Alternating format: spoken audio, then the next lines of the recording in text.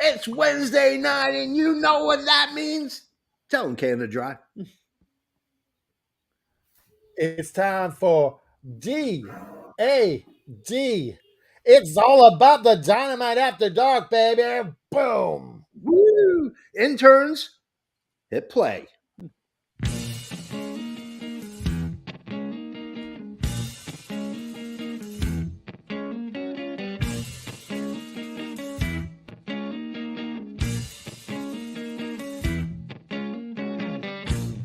Tell me what's my age.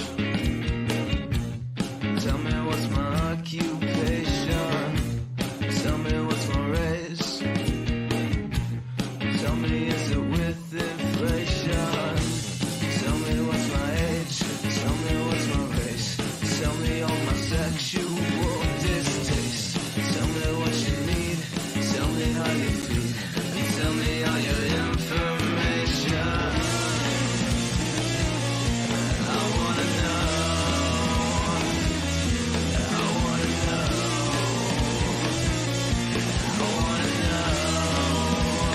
Anything goes. It's Dynamite After Dark. Welcome to this week's edition of Dynamite After Dark. Holy crap! I am jacked. I am full of just. I am, of course, the JFB, James from Boston. And I am, of course, the Green Lantern of professional wrestling. I am that gingered up, bubbly son of a bitch. I'm Canada Dry. That's what I'm talking about. And of course, for those who are new to the show, we are, of course, a trio, and you can't have a trio without a third man in the ring with you. He is, of course, a third of the trio's champions of podcast wrestling. This is me, Daddy. So I get to be the hot tag. I love when you guys start things off because I get to be the hot tag. So ladies and gentlemen, my name is Trey J Styles, and I am proud to announce today that I am the advocate for Mrs. AFW Bree Mode. As you guys can see, I am the biggest supporter of 2020 Bree. Hell yeah. Love it. I love it. Our GM from Wreckage. That's right. She won. It's crazy. Good for her. It's insane. She's going to cash in and she's going to get a championship run. I mean, how can you deny the power of Bree? Which brings us to our fourth guest. He is, of course, the effing expert. He is the man that we lean on when we need some general or specific wrestling knowledge. Mr. Isaacs, hit him with it, baby. Good evening, everybody. One half of the Magic of Wrestling podcast. I'm the American half of the equation. Pleasure to be here. Love it. All right. So before we get started, because this was an amazing. Sorry, this was an amazing. My Apple Watch is going crazy. This was an amazing episode, Dynamite. So before we get started, Aaron, you got your phone because I think it's time we make a call to the other half of the Magic of Wrestling. I believe it's called. We're getting back to our old antics here. We're going to call our friend from England, and we're going to wake them the F up. All right, here we go. Make that call. All right.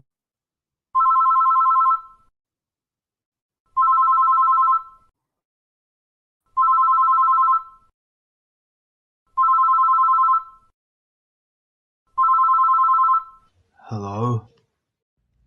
Hey, Liam. It's so good to hear from you. How are you doing? Tired. You woke me up. It's 3 a.m. This better be good. Well, you know the kind of friend Canada Dry is. He just wants to phone in and check up on you. See how you're doing. That's it? Yeah, and I wanted to see if you're ready for Wrestling with the Paranormal. Like, aren't you excited for that episode? Yes. Good night. He is so even when we He wake just hung up on me.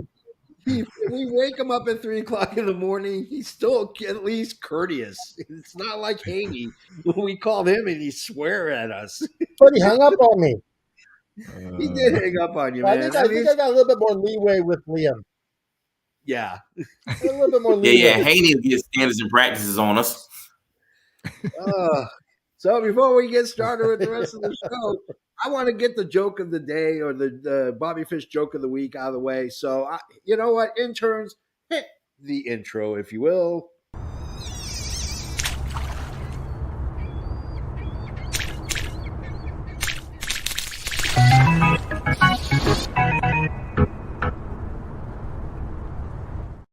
Trey J, with that smooth voice you got, lay it on us, brother. Why you always gotta talk about my smooth voice when Isaacs is here? You know Isaacs has the best voice. He does. He does. So I don't know about you guys, but I was like, I came into some money recently. By recently, I mean my entire life, because I was born rich. But and so every so often, even though I'm like naturally frugal, I find myself wanting to purchase items that don't make sense, right? Yeah. So I went out and I purchased a Bobby Fish crowd applause maker. Okay. Would you guys like to hear it? Yeah, let's hear it. Yes. Excellent.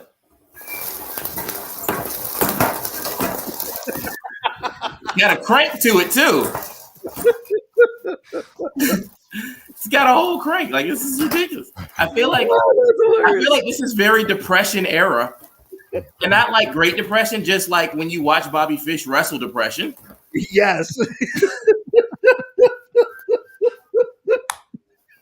The Bobby Fish joke of the week. I think they used one of those in vaudeville. Oh my God. This has been brought to you by our sponsor. Unleash the power. Unleash the power of the Pyramid 2.0. Wi-Fi now available. You can stream. You can game. You can go ahead and do anything and everything under the sun. From Sabre. Think different. Think Sabre. Saber. Oh, Saber. Sorry. Saber. It's come home. Come home. Guys, this Wednesday night, Bobby Fish is a decent performer. Oh, there's your bad take, Cade. There he goes, everybody. That was the worst take. We can now shut down the internet. But he has a good take after that. Yeah, the pyramid is everything. That is good true. Take right after, though. That is true. That is true. Yeah. So, You've definitely yourself. You totally redeemed yourself. So we start Dynamite tonight, not with a whimper, not with a roar, but with a nuclear detonation. We are talking Jon Moxley back home in Ohio against Adam Page. Here are a few of my notes. So Dan Moxley, Jon Moxley's dad, walking down the ring with him and Wheels. That man looks grumpy as hell. Like, if you were curious about the guy that sits on the rocking chair with a shotgun telling you to get off his lawn, that's Jon Moxley's dad, Dan. And according to Taz, Dan will kick Shivani's ass. So that's good to know. Paige, one hell of a wrestler. Absolutely a shitty promo guy. Don't even look at the belt. They start brawling right away. And finally the bell sounds, and shocker, Mox is bleeding. For those who are wondering, it's been about 6 weeks or 7 weeks since he's bled. So it was due time to put the blood onto the mat. Yeah, that was on DraftKings this week, by the way. Oh, was it? Yep. Will Jon Moxley bleed? I should have played. Crowd was awful quiet. That's what threw me off with this match. That crowd really did not get into it until about the final 2 or 3 minutes. Great back and forth. Dude, the guy in the front with I drove 2 days to blah, blah, blah. Somebody killed the sign guy. Like, the living hell out of him because he's blocking hard camera, damn it. Yep. All right. Can the Dry, you go first. What did you think of the first match of the night? I'm blown away by this. Like, this is a pay-per-view caliber match. Yeah. And just the way AEW sets up their big pay-per-view matches, like they're not giving it away for free because each match is better than the last. Oh yeah. Yeah. And the great thing is we're gonna get more of this at the pay-per-view. It's gonna be the best match on the pay-per-view. Yeah. So like this match was, to me, everything about this match. Mox took some good sell jobs on this. Nice blading. Yeah. Absolutely loved this match. I can't say enough good things about it. Okay. Trey J Styles, you're up next. What did you think of the first match? I was the crowd, honestly, because I was like, oh, this match is never going to get started. We're not going to get a start for this. This is going to be like a no contest. And, you know, in any other wrestling organization up until 2023, AEW, that would have been a match that like the crowd, the people from the back come out and they split everybody up. But we actually got a real full match. Like, we got a huge brawl, and then we still got a full match, like a full match. And you know, this was one of those ones that was really hard to call who was going to win. Like, this is one of those things that, you know, you assume John Mox is going to win because it's in Ohio, but there were some definite moments where it was just like, oh no, this is Hangman's night. Yeah. So definitely a great match. Yeah, absolutely. Oh, Mr. Expert, what are your ponderings, if you will, of the first match? It's a very good match. Starting it with a bang, couldn't really top it after that. Violent. I like some of the submission grappling on the ground a little bit. It had kind of the New Japan style. I'm going to hit you and make a noise, and you're going to hit me and make a noise. I mean, they did that several times. Yeah. You know, that gets a little formulaic for me at times, but I do think this was a great match. Hangman Page can get a good match out of anybody. Yeah. And when Moxley has a good partner in the ring with him, he really amps it up as well. Yeah. Of course, he bled, you know, drinking piss and bleeding and all that stuff. Yeah. Yeah, it was a great match. I enjoyed it. Yeah, absolutely. So we go to a segment hyping the TNT. Yeah, go ahead. I have a question here. Are Trey J and you in the same house? Are you guys? Yes. Yes. We're in the same house. Definitely. Like, what the hell is going on here? You're like doing a podcast in different rooms, same house. Yes. Yeah, we're trying to make sure we don't get a lot of feedback. Yeah. Yeah. You gotta watch the feedback. Microphone feedback is a bad thing, man. You gotta watch that. It doesn't translate well. So we go from a video segment hyping the TNT match. We go to the Bunny challenging Hater, and then we are in an eliminator match, and then Britt being attacked by Saraya and Storm. Trey J, your thoughts on the Bunny challenge and the little schmoz at the end? It's always cute when the Bunny challenges somebody. Yeah. It's just cute. It's like, aw, she does the job. But like the Tony Storm and Saraya thing, as much as it fits in the story, it is so interesting to see Britt play the good guy here. Yeah. Like, Britt's definitely getting the babyface rub, which is, you know, perfectly normal. Saraya and Tony Storm definitely kind of have brought the better side of themselves out with this one. Like, I always thought that the worst thing that Saraya ever did was when she made fun of Charlotte's brother when she did her WWE heel turn. Like, this one is finally like that same energy without the tasteless like lines. Yeah. And the payoff that we get a little bit, like the semi like tease we get with Ruby Soho coming in later, is definitely something that makes this a real story for the women. Yeah, absolutely. F an Expert, your thoughts on the little videos backstage segment that we had? I am curious to know who in AFW is going to go with the Bunny over Hater. I think it's going to be Rich Southwood. I may be wrong. but- Caleb, maybe, I don't know. Hey, you can't talk about Rich Southwood anymore. That's my buddy now. We got a whole promo package going now. This was amazing. But Oh. I like the little the He's the backstage promo beatdown, pod. the Saraya. This is my house, no, my house, no. You know that whole The deal. fact that you make Paige sound like Drew McIntyre is amazing. My house, no. But I mean, just, you know, I think it's interesting. Britt Baker, the babyface. I'm here for it. Sounds good. Let's try it out and see what happens. and they're going to Britsburg real soon, so that's always good. Ah, It's in a few weeks. It's in a few weeks. Canada Dry. What did you think of the whole ordeal? Well, I thought it was a good little segment, but the thing is, I don't think Britt Baker is quite turned into a face yet. She's got that nastiness. It's this slow turn. It was a quick turn with the girls, Soraya and them, but I think that this is a little bit longer for Britt, and I think you'll see the alliances made as we go. Yeah, absolutely. I think it's going to be interesting to see kind of where this is going to take us because, obviously we were expecting one storyline to kind of populate out of this, which was Britt and Hayter. And they kind of just were like, we're gonna cross 4 lanes of highway and take the exit so we can go to Dairy Queen and get us a Blizzard. But this could be better.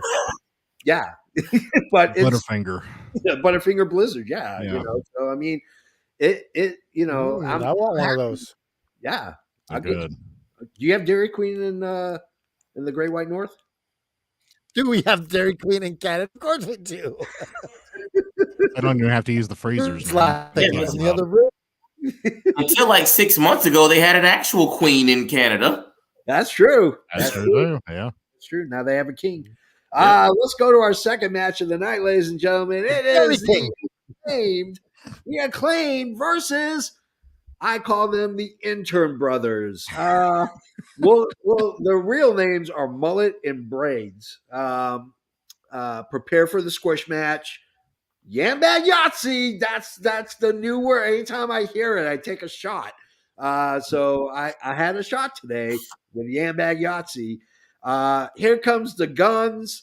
They lay the challenge. They piss off Daddy Ass, saying you can find. Why don't you find yourself in the bottom of a pill bottle? Daddy Ass gets in there, gets in his son's face, and says, "You want to challenge it? You got it. Next week, tag team championships." The Acclaim were like, "What the hell is going on?" It was. I mean, it served its purpose. Effing Expert, what are your thoughts on the second match of the night? So this team, I honestly don't remember the name of them, but I know they're in Ohio Valley Wrestling because I occasionally watch that. It airs on television here. And last week in Lexington, they got a humongous pop from the crowd. They were super over because of being OVW talents. I can't remember their name, but they're entertaining guys. I've seen them before. But anyways, obviously squash match here. It was what it was. I think it's funny. The Guns come out and Billy gets into it with his sons, and when Billy Gunn makes the match, the Acclaimed act upset. So they're the babyface team here, and they're supposed to be the confident ones that can beat the Guns without problem because they're the champions and they're the best in the world. But they're pulling a heel move, and they're upset that their mentor booked them into a match without their permission. I thought that was kind of weird. Yeah. What do we think here? Is Billy Gunn turning on them? Is that what's going to happen? That's what I feel. Yeah, that's what I think is going to happen too. Okay. Canada Dry, your thoughts? Yeah, I think he brings a good point up. Like, why would you miff it except for hinting that it's going to be a turn? I think that's what got us thinking that, because they seemed upset. And what do we automatically go to? He's turning on them. So I think that was the only reason they did it. Because if they didn't do it, will we even think anything of it? Rather than like, okay, good match next week. But I think that would be great if Daddy Ass says this was the plan all along to get my boys a tag team title match. And I played you. Good storytelling. I That is, like it. that is great storytelling. That is non-Vince McMahon booking right there. Let's go to Trey J. Trey J, your thoughts on the second match? Like, didn't they ask for a title shot at Family Therapy? Yes. They did, yes. I would be interested to see if they did something that was so meta with this storyline, and instead of and their reason for being upset wasn't that he made the match, but that he made the match for a non-pay-per-view. Yeah. Like, that would be one of those moments where you'd be like, you know what? They have really outsmarted their audience here. Yeah. I mean, because having this match is there's nothing wrong with having this match, but next week is stacked. Yeah. Next week is insane, like just as far as talent, and there's really not much you can say against it. I mean, you got the Trios Championship being defended, you got 2 championship eliminator matches, and then the tag team titles being defended. This is pretty amazing. This is gonna be a pretty solid week. I mean, this would have been any one of their special weeks. And so I definitely like the way they're doing, because this episode was really, really good, and it set up what could be an even better episode. Yeah. Yeah, absolutely, 100%. We go backstage, Jungle Boy, and Jungle Boy says, ain't going to be no ring on this finger, my friend. I'm going solo, and I'm going to get a championship as a singles competitor. I don't know if that's going to happen. Canada Dry, your thoughts on the backstage with Jungle Boy? You're asking the right guy, because I absolutely love this. He is going to go in 2023. He will have a championship, be that the All at the TNT. He's going to, I guarantee it. Okay. They make this your 2023 lock of the year with Ken. Wow. That's the lock of the year. All right. I'm putting it down. Putting it down in my notebook. Trey J, your thoughts on Jungle Boy? I'm getting worried that we're about to jump the shark with Jungle Boy. Yeah. Like, he's definitely the less popular half of Jungle Hook. Yeah. He's definitely off the fire that he had before. Mm-hmm. Like, I think there was a point in 2022 where there was a resurgence for the faces. Going into 2023, it's so many faces now that you're starting to see people root more for the heels, or at least not necessarily root for them, but definitely you see a lot more support for the heels. The heels are getting over a lot better, I think. There's my buddy. There's my bro. There he is for Southwood. But I think that Jungle Boy is very reliable, but he needs a big match before, he needs one. He needs one soon, because right now just beating up on the firm, it's this is unimpressive. It's almost like you want to say this is beneath you. Yeah. I almost want, I don't want necessarily him to rehash Luchasaurus, but there's got to be somebody out there for him. Yeah, absolutely. Evan Expert, your thoughts? Well, first of all, I just want to shout out Steven Garrison here, who just said, "Hey, folks, Steven is my cousin, and he went with me to Dynamite last week. So he's been watching the shows and listening to them. He's a brand new fan to All Effing Wrestling, so welcome him to the show." Hey, welcome Steven. Welcome, Steven. Welcome. It's good to have you on the show. And this new fan is brought to you by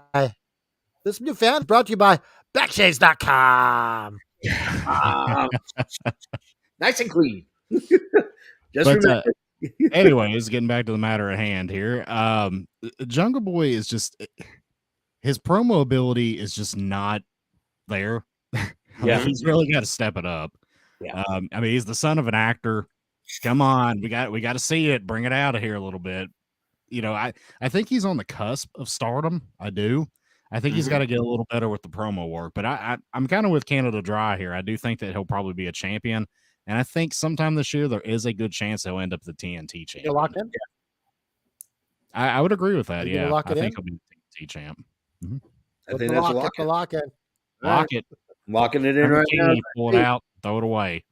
All good. It's gone. I tossed that key a long time ago. It's locked. I would definitely put that as part of my parlay. I like the promo, but I think everybody's right. I think we're on that cusp. We're on that razor's edge, and he's either going to fall off and win. Congratulations. Yeah, we have Crown and Mrs. AFW winner tonight. Congratulations, Bree. The first ever Mrs. AFW winner. Yeah. Mrs. First ever. AFW. First ever. That's a married title, Mrs. Yeah. So either he falls off to obscurity or he falls in and he becomes a household name. And I think Mid-Atlantic, I know you guys are crazy about the TNT, but I think the Mid-Atlantic for him is perfect. It gives him an opportunity to be in the limelight and do open challenges and knock it out. So we go to our third match of the night, ladies and gentlemen. It's Takeshita versus Brian Cage. Here's my notes. The Great Power versus mat-based. Awesome Blue Thunder Bomb by Takeshita. I knew he had some strength. I knew he has some muscle. He has some core strength, but not like that. He literally he's like the Japanese. He's the Japanese Bandito. I mean, where he can just do basically everything.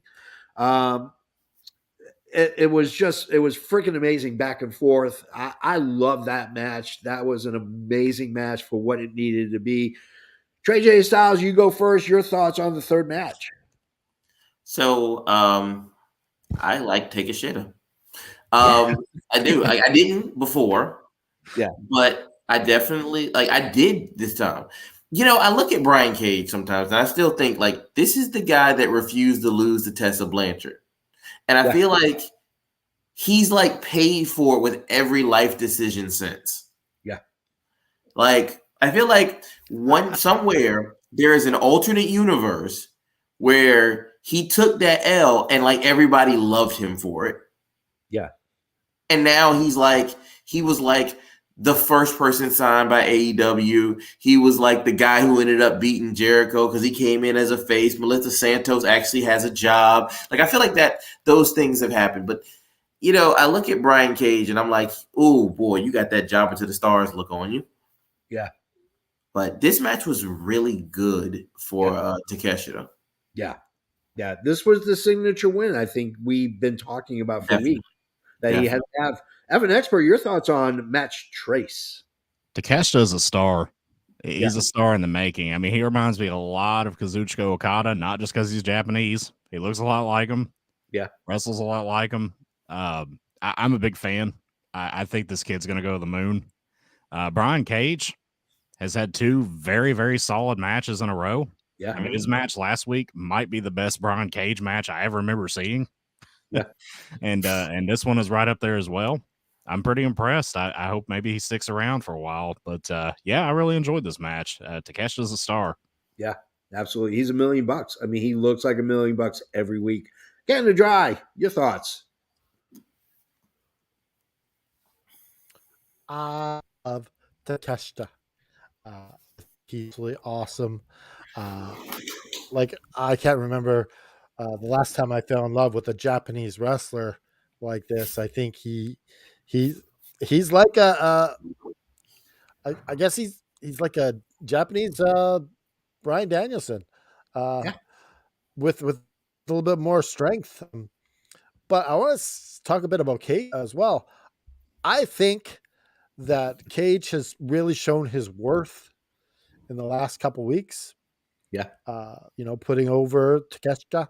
I can't say his name, but he make a great ROH world champion. Yeah. To that level, I think he would represent the brand well. Yeah. I think he'd be the perfect person to represent that brand. Yeah. I remember the last Japanese wrestler I fell in love with. Her name was Asuka. Yeah. And to this day, that has never changed. Yep. Oh, now she's Kana. Now she's Kana. I love it that she's gone to the corpse makeup. Yes. So Renee is backstage. She's with the JAS, Jericho Appreciation Society. We reveal that Ricky Starks, if he wants to get to Jericho, needed to go through the Garcia Guevara gauntlet. So he's got to go through Angelo Parker, Daddy Magic, who may not make it because of a stroke. Then he's got to go through Garcia. Then he's got to go through Guevara. Then he can get to Jericho. I have a feeling that match is going to be booked for Revolution. I may be wrong, but that's what I'm thinking. F an Expert, what did you think of the next week. JAS? Yeah, I next think week. that Yeah. I think every time I see Matt Menard, I think about somebody putting like a bicycle air pump into his ear. Yeah. And pressing it about 100 times. It looks like you pumped up like one of the Young Bucks. He just put it in his ear and just pumped it up to where he's like so swollen that he's about to burst. Like it looks like Matt Jackson about to burst. That's what he looks like. Oh my God, that's Somebody was in the Willy Wonka factory. what's going on with shirt. But I mean, this is typical. This is typical JAS booking, though. I mean, it's just you're gonna do this, and then you're gonna do that, and then you're gonna rub your belly and pat your head, and jump 3 times on one leg, and then we're gonna let you wrestle Jericho. Yeah. We've seen this before. Yeah, it's kind of weird to see this at the same time as MJF's basically doing the same thing. It's like MJF's one is coming to an end, and now Ricky Starks is just starting. Yeah. Yeah. The Canada good old-fashioned heel gauntlet. Yeah. Canada Dry, what did you think? I like this because it's a one-off next week. It's not pay-per-view. It's next week. And it's a one-off. It's not a week by week. This is a one-off. So it's going to take quite a bit of think about it. Maybe half of the show to do this. Maybe 45 minutes even. I can't see how they can unless you do a couple quick pins. I don't know. But this will be entertaining because you get this all 6 weeks of action into one show. So get it all done in one shot. It's not really the same as MJF. Yeah. Okay. Trey J, your thoughts? Can we finally have Ricky Starks give up the nickname Stroke Daddy to Daddy Magic? At this point in time, it's like we know who deserves it more. Yeah. In a lot of ways, when Isaac was like, he reminds me of a pumped up version of Matt Jackson. The first thing I thought of was, remember when Otis was still in Heavy Machinery? Yeah. Yes. Right. And it was just and he would just like that. I think of that every time now. Whenever I see Daddy Magic, I just I hope that Isaacs is on the show, because one day I'm gonna talk Isaacs into this, one day. He's gonna just and I hope it happens. I hope it happens very, very soon, because one day we're actually gonna watch a Dynamite. Daddy Magic's gonna actually wrestle, and then Isaac's gonna be on the after show, and he's gonna be like, "It's gonna be the greatest moment of our lives." I'm locking that in. on it. That's right. That's my lock for 2023. There you go. we go to our video package, kind of reminiscent of Mr. Perfect. We're on a basketball court in a gymnasium. The Young Bucks and Kenny Omega, the trios champions, they call out Top Flight and AR Fox, and then for some unknown reason, the Firm just shows up and challenges them to a match. Oh dear God, who books this shit? I have no idea, but that's what we got. So, Canada Dry, your thoughts on the Young Bucks, and how many takes do you think it took before Matt? Before one of the Young Bucks nailed that 3-pointer? I think it was one take. They were like, yeah, we got down to perfect 3. He's just that good. Yeah, that's why he took it and not Omega, because I could get sync those. But yeah, I like the segment. I like that they were showing up, and I liked the Isaiah Cassidy whispered in his ear something Dallas say. Yeah. So I like the segment. It was good. Okay, it's fun. Trey J, what are your thoughts? I have a fondue pot. Now, guess you're wondering, why would I randomly bring up a fondue pot at this point? It's because eventually AEW, especially with Kenny Omega and the Bucks having these tag team titles, it was always going to be like a fondue. You just throw everything into the hot pot. Yeah. You know, you let it stir around, and then no matter what comes out, it's going to be good. Yeah. Because we're not getting another best of 7. We don't need one. But giving a lot of these 3-person teams that extra shine. Yeah. Perfect. There's no fondue in there, is there? There's Huh? nothing even in there. Show us the pot. Now this Show us time, what's in the pot. I start fasting at 8 o'clock. So, you know, I'm already 2.5 hours in. Evan Expert, your thoughts on the video package and how many times do you think it took them to sink that shot? Yeah, this was kind of absurd. This kind of reminded me of one of those old crappy like Nickelodeon shows where like the kids are in the high school gym playing basketball, and then like the rival squad comes in. They're like, "Hey guys, this is our court. You're gonna have to go through us." You know, it's just, I don't know. This was so incredibly lame. I don't know. I just wasn't feeling this at all. But are you looking forward? Are you looking forward to have Matt Hardy screw? That's what I'm looking to. Yeah, not really. I mean, I want to see them against Top Flight and AR Fox, but you know, the Hardy crew. The Hardy crew.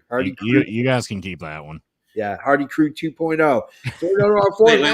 Wait. He mentioned that he said the secret name, so he must now say the line. You mentioned AR Fox. You must say the line. Yeah. Candy had to go. Oh, yes. Yeah. Candy had to go. We will not go. You just had to go. I wasn't going to mention the joke that I made in the chat about Kenny Omega telling AR Fox to give him his best shot.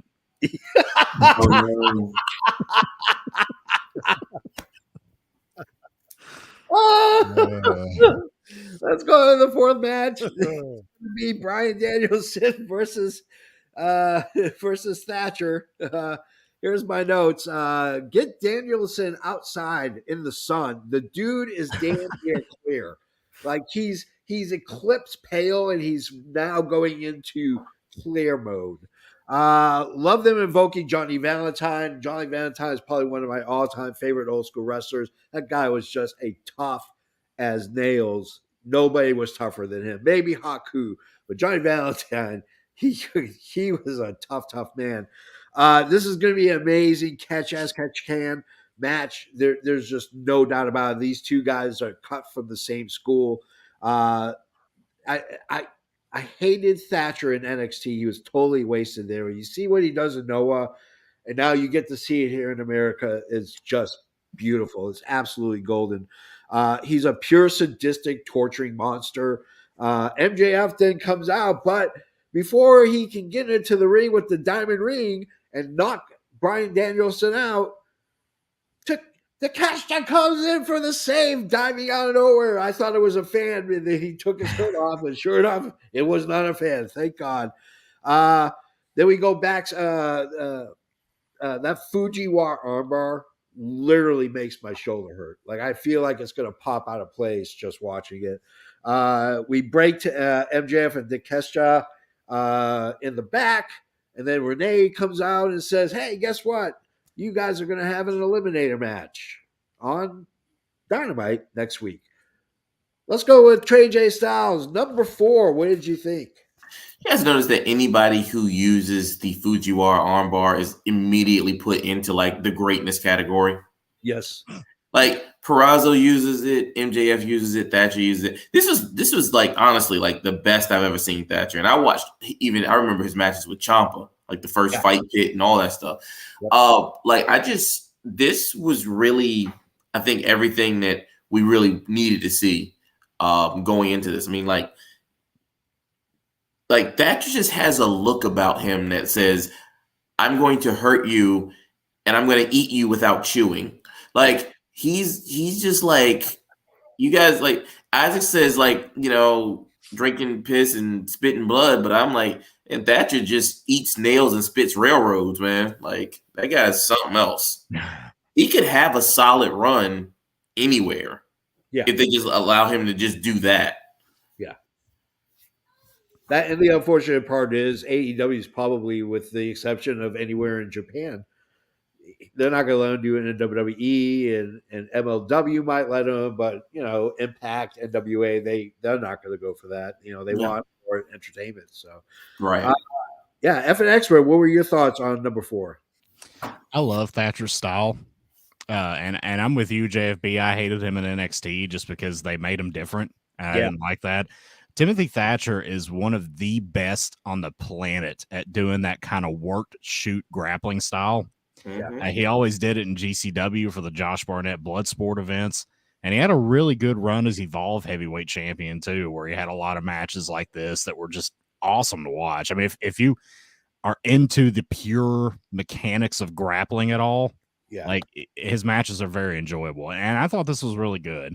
I don't think this was the best match of Bryan Danielson's little run here up to MJF. But I thought it was really good for what it was. And I would like to see more of Thatcher. I hope we see more of him. Yeah, absolutely. Canada Dry, your thoughts on the number 4?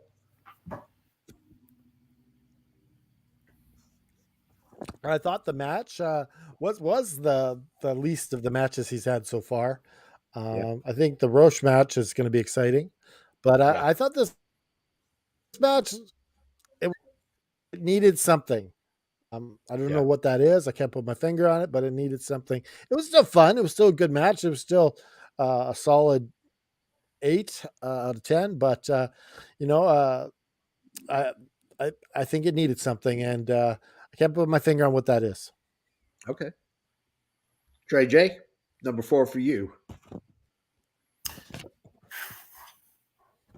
It's hard to say. I mean, I don't want to rehash too much of what I was saying before, but just as the match, it was one of those things where they really made Thatcher look great too. Like they didn't just feed him. I mean, you've definitely seen situations like Mercedes Martinez versus Deonna Purrazzo for the ROH Women's title. Like Deonna got fed, Thatcher looked really good, and it's almost like there are a lot of people like we were talking about Jungle Boy earlier, right? Yeah.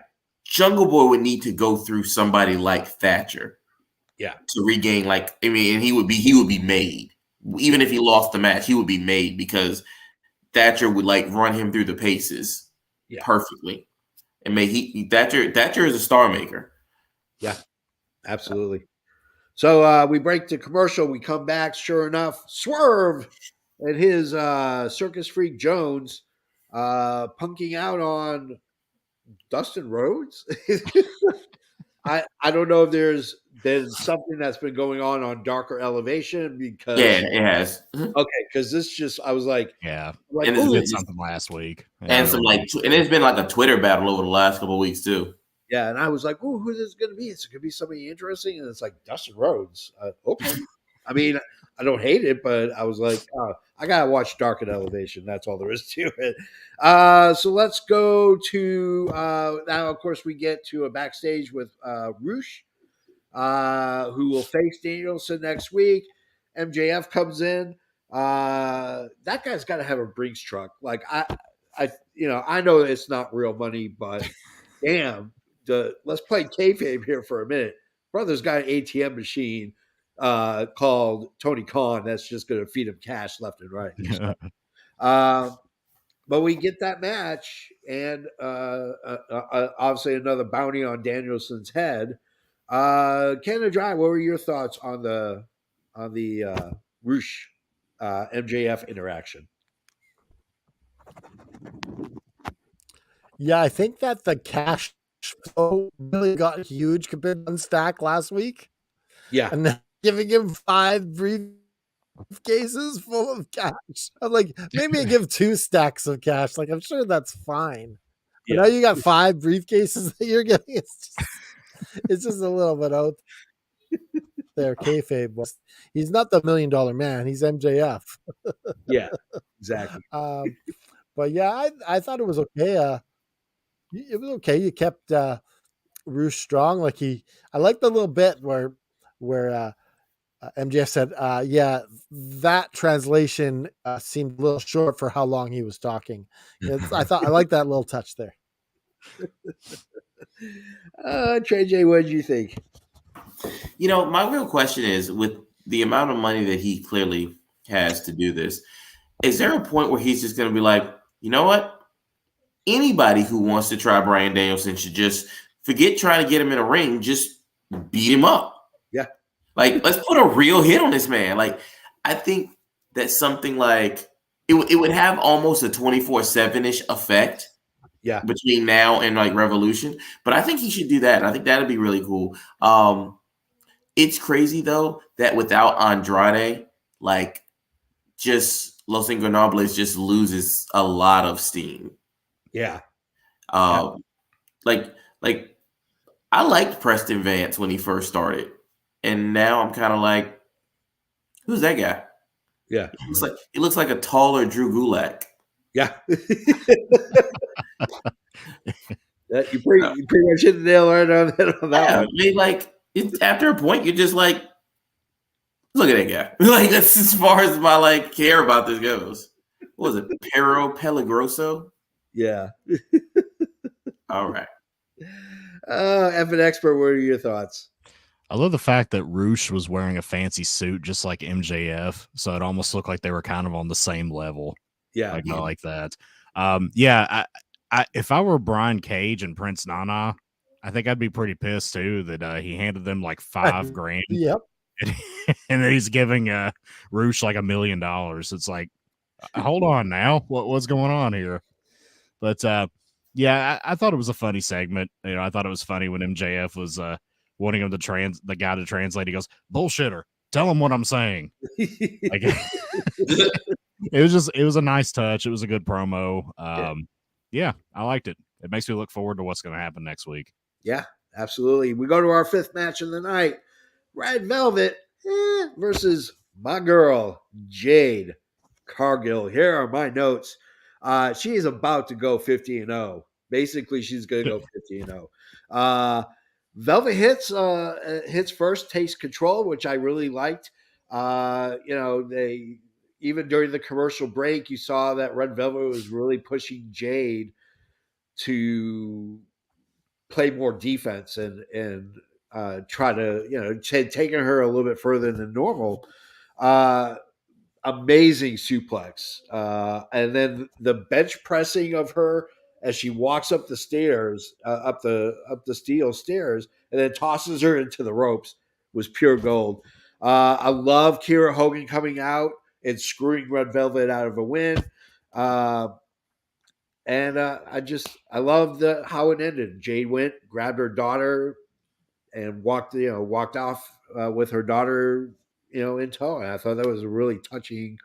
It was a really touching moment, for that. So, Canada Dry, your thoughts on match number 5? Is that touching? Is that touching? Is that touching? Well, Pardon me. I thought that it was. Sorry, was that touching? No, but I think that candy had to go.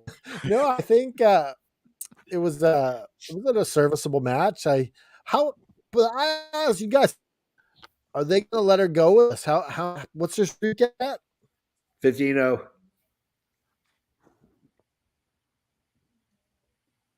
She's at 50. Yeah. Wow. How much can they make her go? 100? Yeah. You think they'll make her go to 100? I'd sit Why through not? it. They gotta figure out who's gonna beat her though. Like who's gonna be the one? Like they got to get someone special to beat her. It's anyone, right? Yeah. Who knows? I mean, who knows?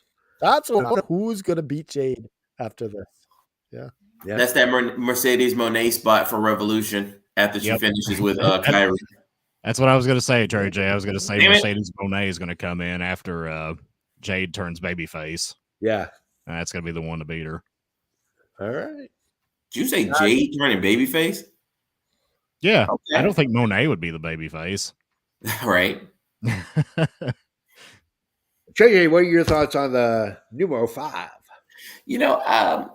Every so often I find myself actually enjoying a Jade match. Like Jade is a star, no question about that. But like a lot of times her matches leave a lot to be desired. I think this one was definitely one. Like actually seeing Red Velvet kind of get like Red Velvet is like a really underrated talent in the women's division. Oh yeah. Yeah. Like especially with her connection to Jade. Like started off as bitter enemies, kind of came in, joined the baddies, decided like I'm not really for all this.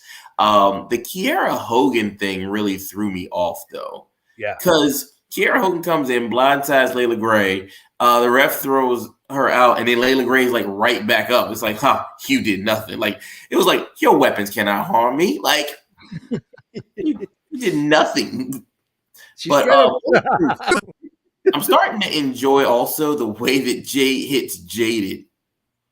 Yeah. Like I don't know, that has become like I know, and I know it shouldn't be, but it's become my RKO now. Like I just when it hits, I'm just like, ooh. Yeah. Absolutely. F and Expert, your thoughts on the 5th match of the night? Jade Berg.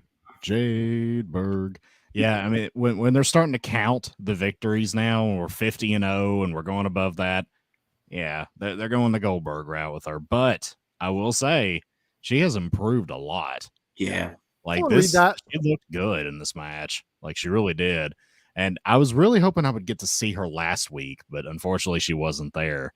Yeah. I just wanted to see what she looked like in person because she's got such a star look about her. Yeah. She's powerful. I mean, she looks like she would just rip any of these women apart in like a legitimate fight. So I mean, she's got a really great aesthetic. Red Velvet's really good. You know, she tore it up last week against some local OVW woman. They had a great match on a dark segment. So I mean, this was a good match. I liked it. The Jade thing eventually is going to have to come full circle, and we're going to have somebody that's going to beat her. I do think it'll probably be somebody like Mercedes Moné, but who knows when that's going to be? But for right now, it's the Jade Berg show. Yeah, absolutely. All right, so we get a video package. We go into the back in the locker room, and there's Britt Baker and Wait.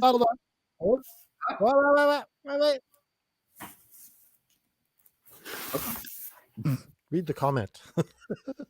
Michael Smith says, I agree with Canada Dry, not a fan of any of them. Smith. Thank you. That's all I wanted. So we go to a video package with Britt in the locker room with Hayter. They're asking about her injury. She then is scared by Ruby Soho somehow appearing right next to her. You know what? We don't have to. Let's not harp on this one because this was just kind of unless somebody's got something to say about it. Y'all know that Michael Smith is the only person that booed Rhea Ripley winning the Royal Rumble, right? Yeah. Yeah. Like, so it's like I don't even know how serious we should take his hot takes. Like it's not even hot takes. It's like Bobby Fish takes at this point. Like, yeah, he actually went to the last autograph signing that Bobby Fish did. Oh, it was right behind the flea market. It was like Michael Smith was the line. Yeah. So. He wasn't in the line. He was the line. He was the line. Yeah. The line. We don't set the bar. We are the bar. No. We are the line. He was the only one there. He's like, you guys, come on. Somebody get in on this. Oh, man. He was having that man sign DVDs he wasn't even a part of and shit.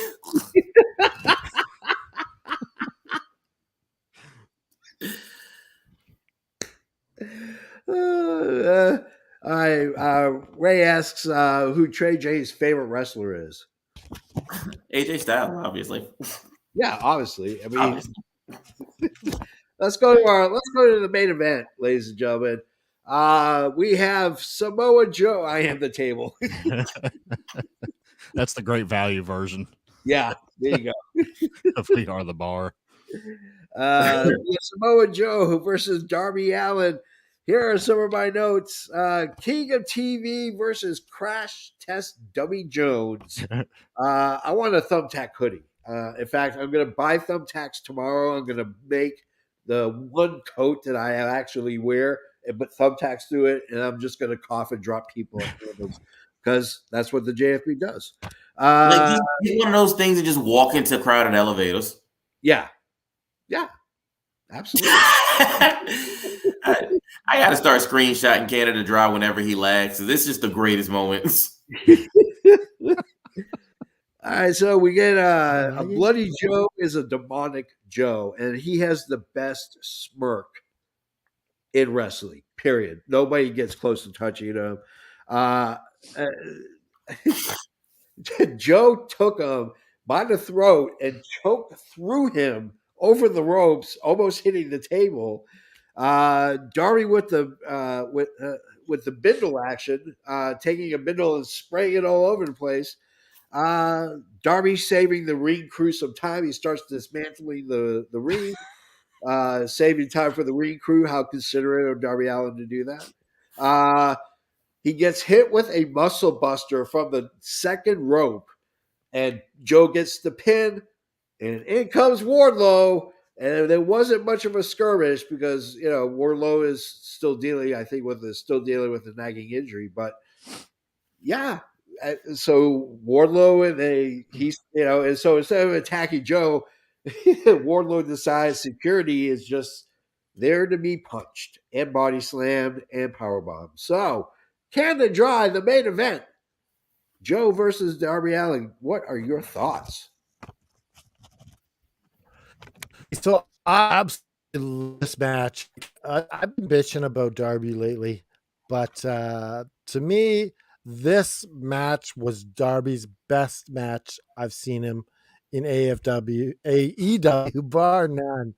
I think that this put him over so good. Like he had this short little TNT title run, but Yeah. that he didn't need to have. But I think Joe really wanted him to have it. Yeah. I don't know. Like it seems like it now that Joe kind of wanted him this little run here, and I think this makes Darby a bigger star. Yeah. I absolutely love this match by Darby. I love the damage he inflicted on Joe. I love every little bit, like whipping that.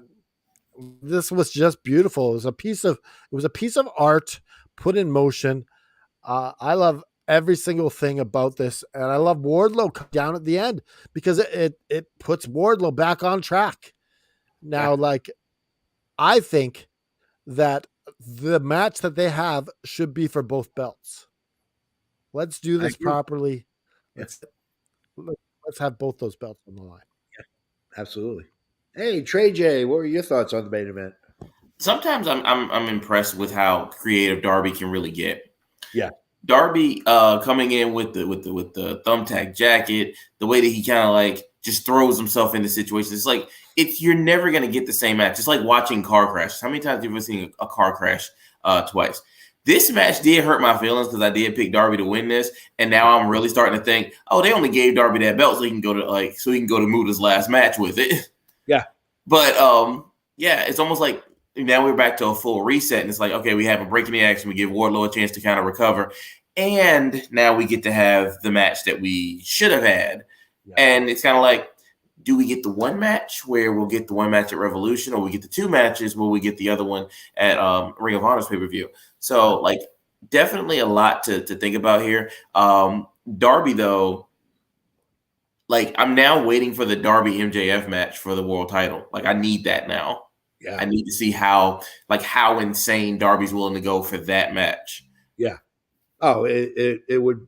You'd have to show it on. You'd have to show it on HBO because it'd be rated R. I mean, it's going to be such a bloody, violent car crash. So definitely, Mr. Expert. This was a fun, bloody, violent match. When Darby came out with the hoodie on, at first I thought it was just one of those stupid-looking like emo hoodies that had a bunch of buttons and belt buckles on it, but no, thumbtacks. Which was really cool. I thought that was a cool aesthetic. The segment of the part of the match of him taking apart the ring and taking like 8 minutes to pull up the canvas from the ring, that was a little excruciating. Yeah. Yeah. But other than that being a little bit of a vibe killer, I think this was a really fun match. Good back and forth. I thought Darby was going to win. Yeah. I was a little surprised they put it back on Joe until I saw Wardlow come out. Then it all made sense. Yeah. That obviously they were using Darby kind of as a transitional champion, which I should have picked up on that when they did the little segment last week where Shivani steps in the ring and is like, you did this and you did that and you did this and what else is there for you to do as champion? It's like, bro, he's held the title for like a month. What are you talking? You act like he's had it for a decade. So that should have tipped the hat, I guess, a little bit and made me realize that they were going to take it off of him and put it on Joe. But Yeah. Joe and Wardlow, I'm happy about it. Okay. Well, we're at the part of the show where we have to really dig down deep and figure out what our favorite segment or match was and how many bells would you give this episode of AEW's Wednesday Night Dynamite. F an expert, you'll go first. For the first time possibly ever, I'm not choosing the Bryan Danielson match this week. It's going to be Moxley and Page. That's going to be my favorite match. And I'm going to give this 2.5 bells. Okay. Trey J Styles.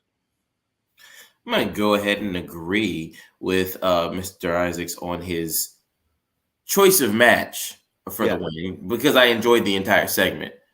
Especially like just the end parts when you got like you got Paige pushing Claudio, because as much as I hate to say it, like on the AEW hierarchy, Claudio ain't beating Hangman. Yeah. No. So like that's just an interesting.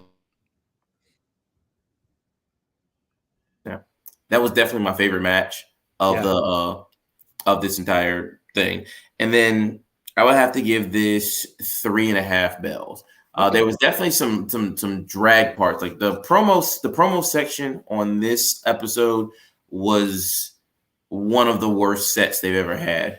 Yeah, but the wrestling definitely made up for it, especially seeing Timothy Thatcher at his doing what he does. Yeah. All right, Mr. Expert. Oh no, Canada Dry. Sorry. Canada Dry, how many bells at your favorite match or segment? 4 bells. 4 bells. And go with Darby and Samoa Joe because made me love Darby again. So whenever you can make me change my mind, then I love that match and changed my mind about Darby. So go ahead and bring that as the top match of the night for me. Okay. My top match of the night is the same as Canada Dry's. That symphony of violence, so beautifully composed by two guys who just hate each other in the ring. And it played out perfectly. I wanted to go with the Thatcher match, and I love Timothy Thatcher, and I think he's so underutilized wherever he goes. Hopefully AEW will remedy that for him, but that last match was just beautiful. It was a symphony of just violence, and it needed to be that. I'm going to give it 4 bells. It had drag parts that dragged, and it had parts that more parts worked. That's for sure. So, all right. So that's it, ladies and gentlemen. We are out of time, but if you want to get down with AFW, if you want to join our prediction league, you want to get in touch with us, find us on social media. 2 ways to go about doing it. YouTube.com/Effin Wrestling. And you scroll down and right in there is all our social media links. But to get to AFW, you have to go to our website, effinwrestling.com. Go all the way down to the bottom of the page. All our social media links are there. If you like t-shirts, and I know you do, I don't have one, but the Effin Expert has one, the All Effin Wrestling shirt, also worn by the face of Effin Wrestling, Natalia Markova. Go to ProWrestlingTees.com/Effin Wrestling, where you can get also if you are a huge fan of old school wrestling, we run Adrian Adonis's page on Pro Wrestling Tees as well. ProWrestlingTees.com/Adrian Adonis, where you can get Adonis. you can get all your merch from Effin Wrestling sent right directly to you. So on behalf of the Effin Expert, on behalf of the trios, J Styles and Canada Dry, I am the JFB. And remember to just keep fighting. Woohoo! Ding, ding, ding.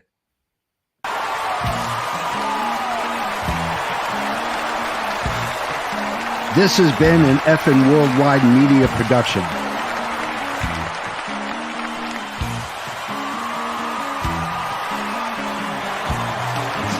You can find us on all social media platforms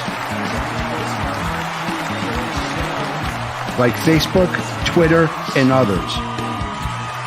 Head over to our YouTube channel at youtube.com/effin wrestling. And while you're there, click like and subscribe. Want some swag? Head to our store at prowrestlingtees.com/effin wrestling. You can find all these links and much more at our awesome website, effinwrestling.com. As the JFB always says, you can book it.